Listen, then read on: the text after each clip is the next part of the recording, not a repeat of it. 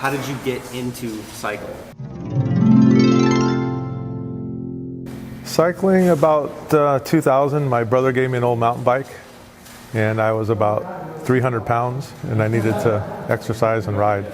We lived together, so he gave me the bike, and I needed to lose weight, and I started mountain biking. A few years after that, I ditched the mountain bike because I was crashing and getting hurt and stuff, and I just kind of morphed into road cycling. And 4 years ago, when I came here to Summit, I got a carbon fiber bike. When I got the new bike, I was kind of in between rider and cyclist. I was riding alone a lot, and I was doing organized smaller rides. I rode to Mexico. Yeah. So I left my front door in April, I think on the 31st, and I rode for 8 days to Mexico border by myself with my wife following in the car. I was like, how am I going to make this happen? Well, I keep planning, making the goals, making the map, waiting for the time, for everything to come together. Then it finally came together, and I took it and I did it. I want to ride across country.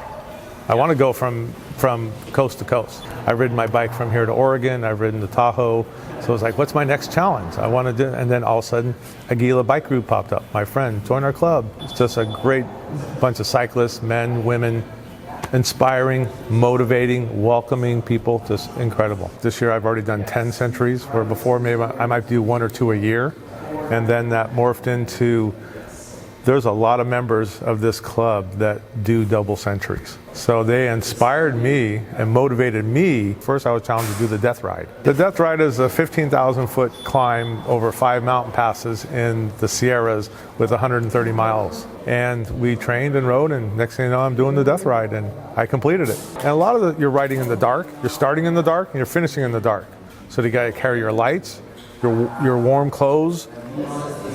You might be sunny all day and then back into the cold, so there's a lot of stuff going on. And these are 18-hour rides. Yeah, I've been out for 20 hours before. Started at 2 in the morning and finished at 10 at night. My first double I attempted, I did not complete. I got maybe 75 miles. I had 3 flats. I ran out of tubes and tires, and I just was so frustrated, and so I was done. Well, that's where success comes by forgetting your failures. I rode the very next week the same ride, and I failed again. 2 weeks later, I got on the bike again and drove to Palm Desert and did another double and completed it. So I'm going for 5. I've only done 4 this year.